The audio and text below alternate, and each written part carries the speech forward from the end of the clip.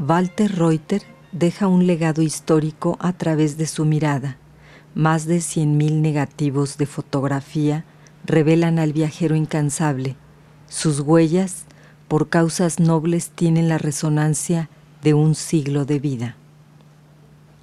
Es Berlín, su ciudad natal, donde inicia como fotógrafo, al tiempo que se vuelve prófugo de la Alemania nazi, que ya no existe. Ya él venía de una relación con una mujer judía alemana con la que huyó desde Berlín y pasó la guerra civil. Tuvieron años de separación, como 4 años mientras él estuvo en África, y finalmente llegan juntos a México, pero sí se vuelve una vida bastante complicada. Ella perdió a toda su familia en campos de concentración y entonces pues ella sí le afectó muchísimo la guerra, perder todo lo que tenía, llegar a un país tan diferente y sin nada. Tenían 2 hijos, Jazz, que nació en Málaga en 1934, y Almut, que nace en 1942 en México. Y bueno, finalmente ella muere en 1952, 53, no me acuerdo. Y aparece mi madre. Él decía que cuando la vio caminar de espaldas, movió un poquito un pie y dice que ahí se enamoró de ella. Y bueno, conoce a mi papá cuando ya tenía 20 años, trabaja con él en el laboratorio, aprende todo esto de la fotografía y lo apoya, lo ayuda. Cuando él sale a filmar, ella se va con él. Ya es parte de esta vida de aventura que tiene mi papá. Y bueno, ella se adapta muy bien a esto y le encanta. Nuestras sobremesas en la casa eran larguísimas. Le encantaba contarnos su vida, sus aventuras. Entonces para nosotros como niñas era como que te estuvieran leyendo un libro, que te estuvieran contando una historia fantástica, porque realmente eran unas aventuras así tremendas. Él comienza a fotografiar en Alemania, lo cual le da un tipo de formación, él es alemán. Luego pasa a España, en España cubre la guerra civil española, se contacta con gente como Robert Capa. Walter trabaja en su laboratorio y yo creo que de estar viendo cómo trabajan otras personas, él va adquiriendo una manera de trabajar. Luego estuvo en el Sahara, prisionero, y sin embargo estuvo tomando fotos. Cómo le hizo para conseguir una cámara siempre me llama la atención, porque como que un prisionero no le dejaban tener equipo ni tener nada, y menos conseguir película.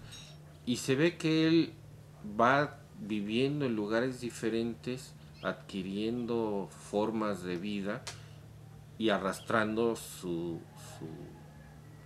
de donde viene, que es ser alemán. Conoce a diversos artistas e intelectuales disidentes del franquismo y en contacto con Federico García Lorca siembra la idea de hacer fotografías sobre su obra literaria, y no es hasta México que logra concretar esta idea con la interpretación dancística de Bernarda de Alba por la gran bailarina Guillermina Bravo. Considerado por sus colegas como el introductor en México del concepto de periodismo gráfico moderno, Reuter pisó tierras mexicanas por vez primera en abril de 1942. Al parecer, el primer fotoreportaje de Walter Reuter aquí se llamó Los techos de México, donde retrató las azoteas de la urbe. El acervo de Walter Reuter consta de alrededor de 100.000 imágenes. Y es una incógnita todavía qué es todo lo que hay ahí. Esta cámara perteneció a Walter Reuter. Es una cámara que tiene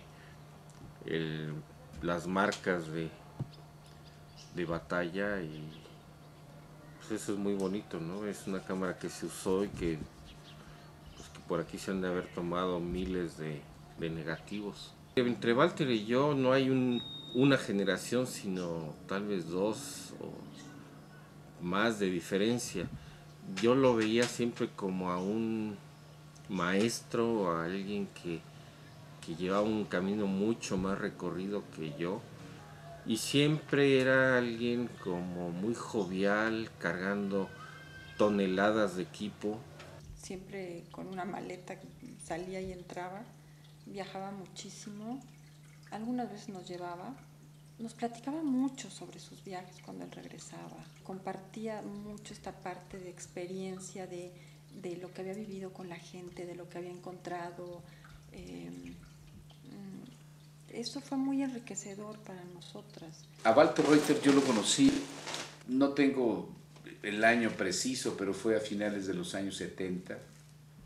Tuve la fortuna de ser amigo de Nacho López y en esos años él tenía, por alguna circunstancia, mucho que ver con Walter. Era muy interesante para mí y muy formativo. Tenían esta manera de usar la fotografía en temas que a mí me gustaban mucho, los temas indígenas, los temas de la marginación. Walter siempre tuvo como esa inquietud por la justicia y cuando viene a México de alguna manera sigue en esa búsqueda de darle identidad, de darle valor, de darle a las, en este caso a los pueblos indígenas un poco desprotegidos. Lo que él trabajó fue los indígenas, ¿no? Los grupos originarios de este país. Me parece que su disciplina, su intensa relación con ellos, el rigor que tuvo para acercarse, el tiempo que le dedicó, el cariño, el trato, la forma, pues eso yo pienso que es una de las de los aportes de Walter, ¿no? Algo que hizo Walter siempre fue fotografiar a la gente de una manera que se vieran con orgullo, que se vieran con... no fotografiar la pobreza o la tristeza. Entonces todo lo que estuvo fotografiando tenía como esa belleza de los trajes, de los espacios. Aquí en esta imagen, por ejemplo, este señor, que es un seri, lo fotografió a color, de una manera como muy orgullosa, fumando, como hemos visto que le gustaba. Pero luego a través del tiempo lo vuelve a fotografiar, pues como 30 años después. Es una foto orgullosa, no es una foto de un viejito ahí eh, muy venido a menos, sino es alguien que sigue trabajando, que tiene camisa limpia, eh, sigue con sus tradiciones. Hace unos 2 semanas estaba viendo un documental de Cartier-Bresson. Y de las cosas que él decía es que le costaba mucho más trabajo fotografiar en Francia que fotografiar el resto del mundo, porque le era algo como demasiado cercano. Yo creo que algo parecido le pasa a Walter, que yo he visto muy pocas fotos de él de Alemania, inclusive cuando volvió, y como que encontró un México que a lo mejor alguien que vivía en México no lo hubiera encontrado. Se metió mucho a los pueblos indígenas, se metió mucho a viajar, a reevaluar, a reencontrar todo ese México que inclusive hoy mucho se ha vuelto a perder. La fotografía de Walter Reuter en cine se centra en 4 títulos. Tierra de Chicle, un documental de Carlos Velo que narra la explotación laboral de los nativos dedicados a sacar esta resina en las inmediaciones de un clima selvático en Chiapas. Aquí, Reuter descubre con su lente la poesía de un paisaje casi virginal en los años 50. Raíces, de 1953, es una película compuesta de 4 cuentos, 3 de ellos filmados por Walter: Las vacas, El tuerto y La potranca, con la colaboración de Manuel Barbachano Ponce, Benito Alasraqui, Carlos Velo y Fernando Gamboa. Son breves historias que reflejan a un grupo de creadores con una línea disidente y la preferencia por un mismo fotógrafo. Raíces fue galardonada en 1955 con el Premio de la Crítica en el Festival de Cine de Cannes, en Francia. El brazo fuerte, con un guión de Juan de la Cabada, fue realizada por Giovanni Corporal y producida por Norman M. Thomas, una película enlatada durante muchos años por tratar el tema del caciquismo en México. Se estrenó hasta 1974, habiéndose realizado 16 años antes. Él trabajaba de una manera, tanto en cine como en foto, digamos que un poco rudimentaria. No era muy sofisticado. Tenía una cámara, tenía un exposímetro, tal vez tenía un flash o tenía una lámpara y punto. Él salía con eso y muchos rollos a fotografiar, a trabajar. Como que no era alguien que estuviera buscando la última novedad, la gran variedad de lentes o aparatitos como que se concentraba más en una cámara y en lo que iba a tomar. Y eso mismo lo hacía en cine. Tenía una camarita Bolex bastante simple, con un respaldo para película de carrete más grande, 4 o 5 lentes, porque eran lentes fijos, no eran zooms, y nada más. Entonces era más bien trabajar pensando mucho la imagen y siendo cuidadoso en qué se disparaba y cómo se disparaba. No era alguien que tomara 5 o 10 versiones de la misma toma, sino a veces tomaba una y esa era la foto y se seguía otra cosa. Eso da una forma de trabajar muy distinta a lo que ahora se hace con lo digital. Ahora con lo digital uno a veces filma o fotografía y al cabo de la tarde uno revisa el material y lo que cree que no sirve lo tira y vuelve a usar las memorias, y es muy distinto la manera de trabajar. Por lo general trabajó en blanco y negro, hizo muchas cosas en color, en transparencia y en negativo, pero aunque el resultado fuera color, él lo pasaba a blanco y negro. El pueblo mexicano es muy colorido, tiene una gran riqueza, pero él decidía más bien por las formas o por los momentos que por el folclorismo que puede dar el color. Esta, por ejemplo, es una curandera que le está haciendo en ese momento una limpia a la niña, y se metía con ese tipo de tradiciones. Le gustaba como adentrarse no solo a lo físico, sino a lo místico de los pueblos. Bueno, sí, yo vengo de esta escuela del blanco y negro.